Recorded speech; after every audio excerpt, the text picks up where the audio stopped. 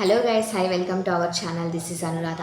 So ఇవాళ topic ఏంటంటే, ఒకవేళ బ్రెయిన్ ఇన్ఫెక్షన్ అయితే జరుగుతుంది కదా. బ్రెయిన్ ఇన్ఫెక్షన్ జరిగినా, లేదంటే స్పైనల్ కార్డ్ ఇన్ఫెక్షన్ జరిగినా, దేని ద్వారా అయితే లైక్ ఇన్ఫెక్షన్ ఉంది, ఇది బ్యాక్టీరియల్, వైరస్, అది ఎలా ఉంది అనేది అయితే దేని ద్వారా తెలుసుకుంటారని అయితే ఈరోజు చూసేద్దాము. సో మెయిన్గా లంబార్ పంక్చర్ అంటే అంటారనమాట. సో ఈ లంబార్ పంక్చర్ అంటే యాక్చువల్గా బ్రెయిన్ ఉంది కదా, బ్రెయిన్ ఉంది. సో బ్రెయిన్కి స్పైనల్ కార్డ్, వెన్నుముక అనేది కనెక్ట్ అయి ఉంటుంది అనమాట. సో మెదడుకి వెన్నుముకకి కనెక్ట్ అయ్యి, ఈ మెదడు వెన్నుముక నుండి ఈ నరాలు అయితే స్ప్రెడ్ అవుతాయి అన్నమాట త్రూ అవుట్ బాడీ.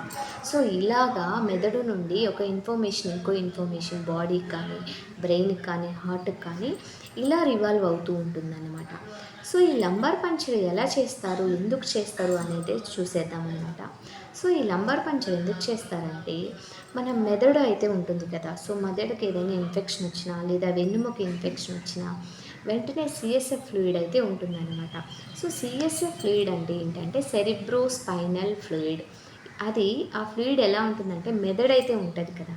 సో మెదడు చుట్టూ ఆ ఫ్లూయిడ్ అనేది అక్యుములేట్ అయి ఉంటుంది అనమాట. సో ఈ ఫ్లూయిడ్ అనేది మెదడుకి చుట్టూ అల్లుకో ఉంటుంది. లైక్ మనం ఎలా నీరు తాగుతామో అలాగే నీరులాగే మెదడు చుట్టూ అంటుకో ఉంటుంది.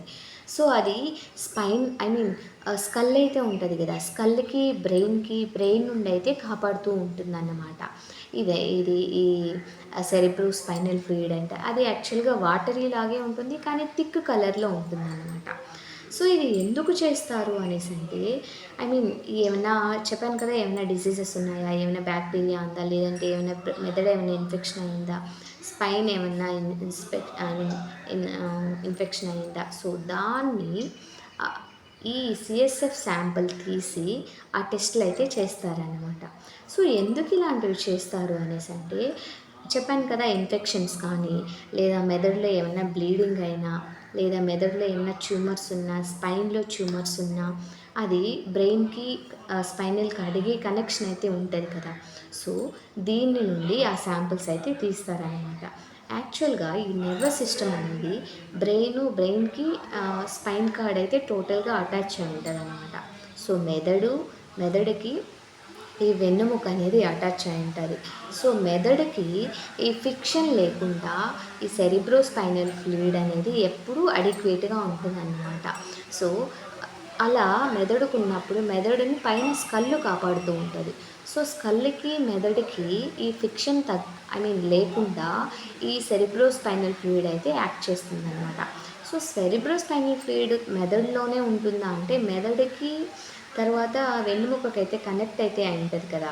సో ఫ్లో అయితే ఇలా ఉంటుందన్నమాట. అందుకని వీళ్ళు ఏం చేస్తారంటే, మెదడుకి ఏదైనా ఇన్ఫెక్షన్ ఉందా అని చూడడానికి వెన్నుముక నుండి ఈ సెరిబ్రో స్పైనల్ ఫ్లూయిడ్ అనేది తీస్తారనమాట. సో అది ఎలా తీస్తారు అనేది అయితే చూసేద్దాము. సో ఒక నీడిల్ అయితే ఈ వర్టిబ్రేస్ అయితే ఉంటాయి కదా, డిస్కులు అయితే ఉంటాయి కదా, వెన్నుముక ఒకదాని తర్వాత ఒకటి బాక్స్ లాగా ఒకదాని తర్వాత ఒకటి అయితే ఉంటాయి కదా. సో ఎగ్జాక్ట్గా ఈ వర్టిబ్రే ఈ లోయర్ స్పైన్ అయితే ఉంది కదా, లోయర్ స్పైన్ అయితే లైక్ నడుము దగ్గర అన్నమాట. సో నడుము దగ్గర కానీ కాస్త పైన కానీ, సో దాన్ని స్పైన్ అంటాం. సో అక్కడ ఒక నీడిల్ పంపించి అక్కడ నుండి కొంత నీరైతే తీస్తారన్నమాట. సో దాన్ని మనం సెరిబ్రో స్పైనల్ ఫ్లూయిడ్ అయితే అంటామన్నమాట. సో ఇది ఎలా చేస్తారు, డైరెక్ట్గా చేస్తారంటే లేదండి, ఫస్ట్ పేషెంట్ని అయితే పడుకొని పెడతారు.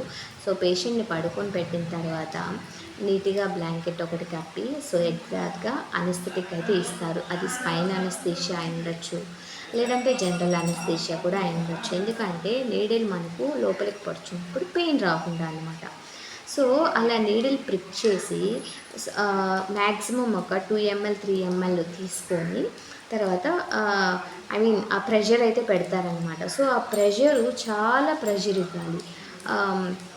ఎందుకంటే స్పైన్ నుండి ఫ్లూయిడ్ లీక్ అయిందనుకోండి, ఇన్ఫెక్షన్స్ ఎక్కువ అయ్యే ఛాన్స్ ఉంది. లీకేజ్ అయితే ఇంకా చాలా డేంజరస్ కండిషన్స్ అయితే ఎఫెక్ట్ అవుతాయన్నమాట. సో ఎక్కువ ప్రెషర్ అయితే పెడతారనమాట. సో ఈ విధంగా ఈ సిఎస్ఎఫ్ ఫ్లూయిడ్ తీసుకొనేసి, సో మెనింజైటిస్, బ్రెయిన్కి ఏదైనా ఇన్ఫెక్షన్ ఉందా, లేదా స్పైనల్ కార్డ్కి ఏమైనా ఇన్ఫెక్షన్ అయిందా అనేది అయితే చూస్తారనమాట. సో గైస్, చూసేసారు కదా, వీడియో నచ్చితే లైక్ చేయండి, షేర్ చేయండి, సబ్స్క్రైబ్ చేయండి. Thank you.